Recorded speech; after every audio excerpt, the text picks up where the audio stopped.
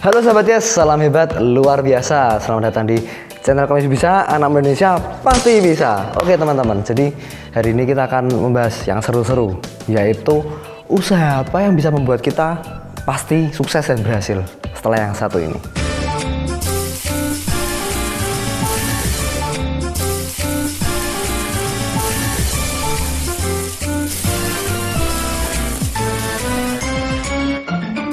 Oke guys, jadi hari ini pertanyaan ini sering terngiang-ngiang gitu ya.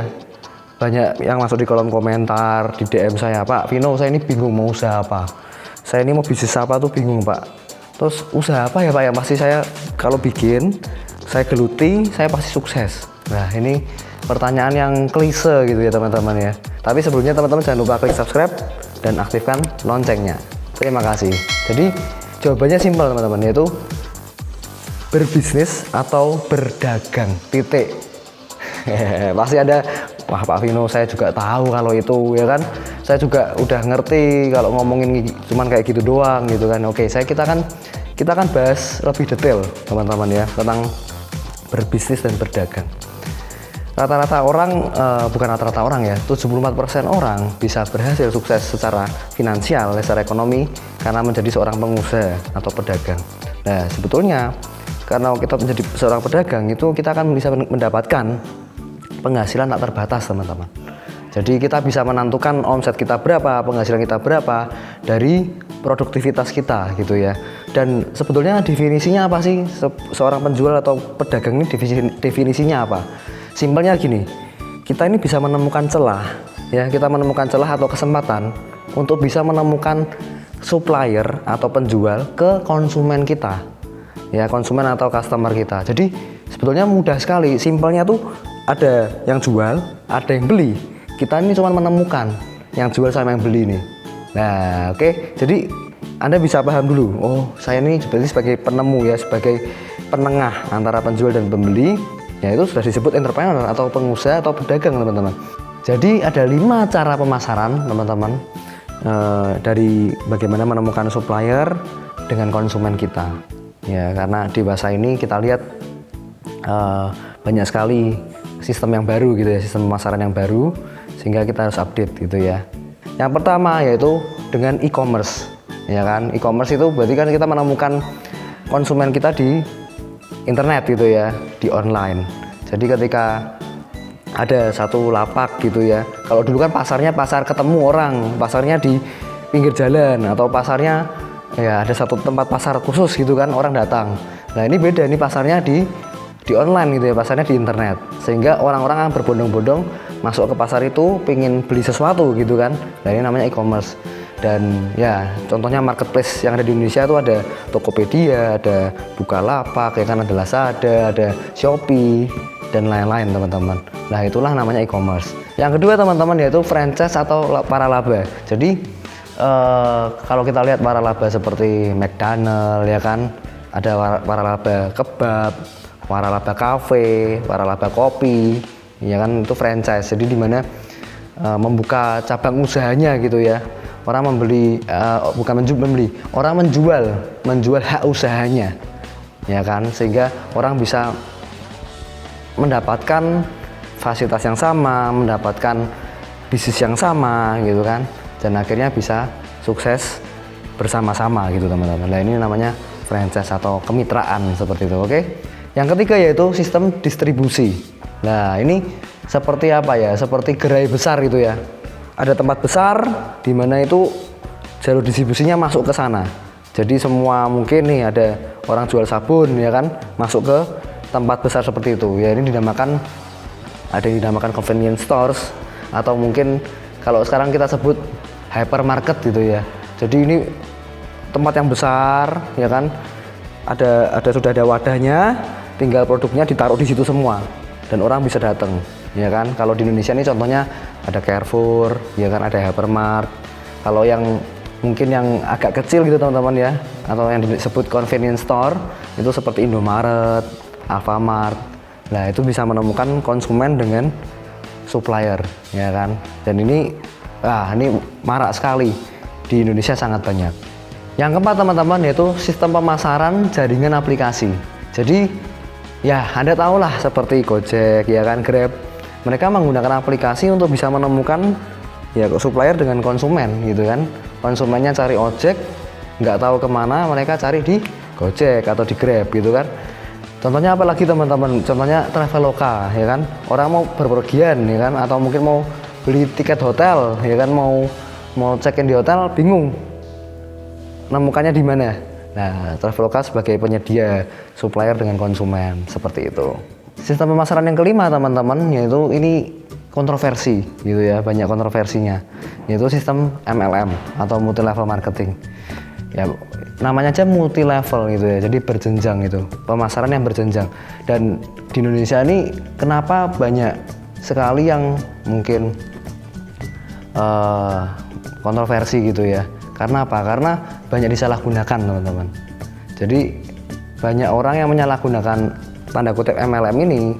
Mereka bukan mengutamakan produk yang mereka jual, ya kan, bukan mengutamakan kualitas produknya, bukan mengutamakan penjualannya, tapi mengutamakan perekrutannya gitu ya, rekrutin terus gitu kan, tanpa ada penjualan yang jelas atau mungkin ada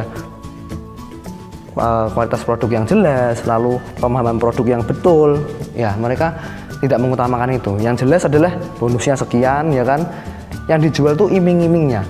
Saya lagi ya, yang dijual itu iming-imingnya, bukan dijual kualitas produknya, bukan dijual murni dari produknya gitu kan. Nah, lalu gimana Pak supaya kita bisa tahu Pak mana yang ini benar-benar MLM yang baik, yang benar, mana yang yang tanda kutip menyeleweng gitu ya. Kita bisa tahu dari, mungkin kalau di dunia namanya ada WDFSA ya. WFDSA. Yaitu World Federation Direct Selling Association.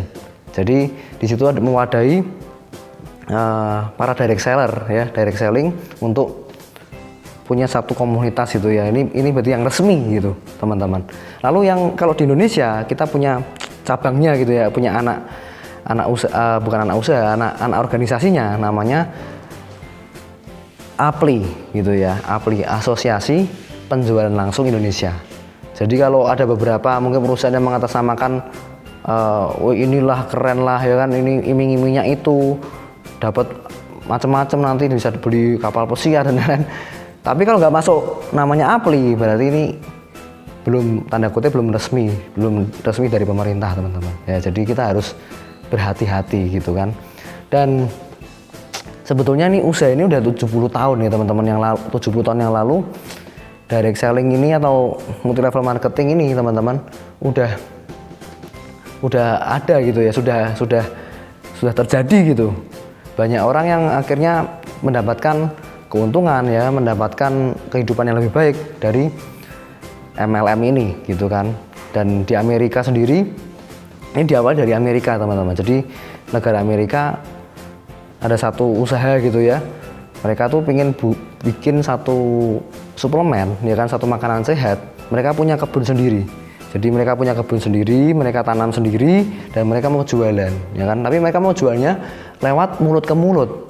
Nah, jadi tanpa perlu tenaga pemasaran dan lain-lain, mereka gunakan konsumen mereka sebagai tenaga pemasaran seperti itu. Jadi akhirnya satu konsumen cerita ke konsumen yang lain, ini produknya bagus dan lain-lain cerita, akhirnya bisa bertambah banyak customernya gitu ya, konsumennya. Nah, itulah awal mulanya seperti itu. Dan akhirnya sekarang lambat laun kita di tahun-tahun ini kita merasakan banyak sekali yang mungkin bisa berhasil di dunia ini.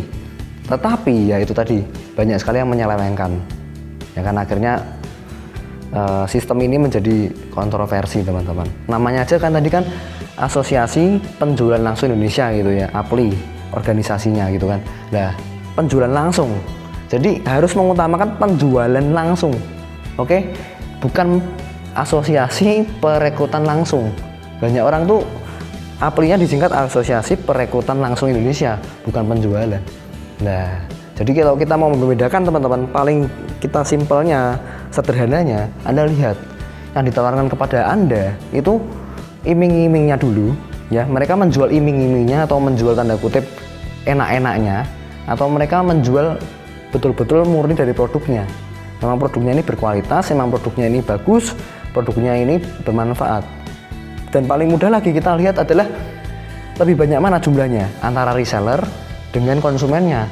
Kalau resellernya lebih banyak daripada konsumennya, nah ini berarti nggak sehat, ya kan? Resellernya 100, konsumennya cuma 10.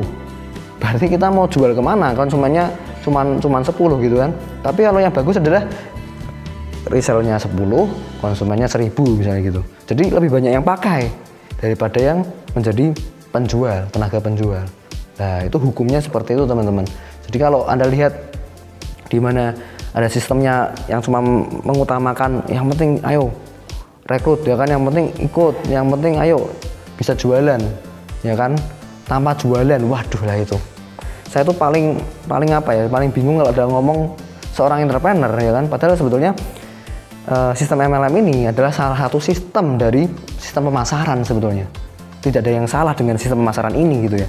Tetapi oknum ya kan, orangnya yang salah, bukan yang salah, orangnya ini yang neko-neko gitu ya. Jadi sehingga membuat sistem ini dilencengkan, dikaburkan teman-teman, dan membuat keuntungan pribadi buat mereka ya kan. Nah inilah dimana kita harus tahu, kita harus paham bahwa sistem ini adalah cuma salah satu sistem daripada sistem pemasaran yang ada di dunia.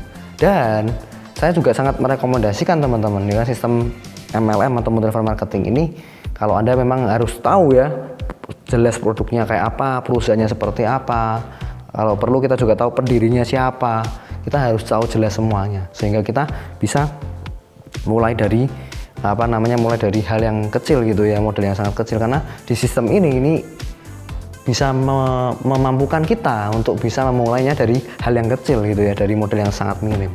Oke, jadi itu aja teman-teman yang ingin saya sharingkan. Semoga teman-teman paham dengan sistem pemasaran yang ada ya di Indonesia dan di dunia, sehingga kita termotivasi ya hari ini, wah saya ingin jadi seorang pengusaha, entrepreneur ya kan, untuk masa depan saya lebih baik, untuk keluarga saya, untuk kedepannya saya bisa punya penghasilan tak terbatas. Oke, thank you teman-teman semua. Kalau suka video ini, berikan like, komentar yang positif, share ke teman-teman Anda, dan saya doakan Anda bisa jadi orang sukses berikutnya. Dan selalu salam hebat, luar biasa.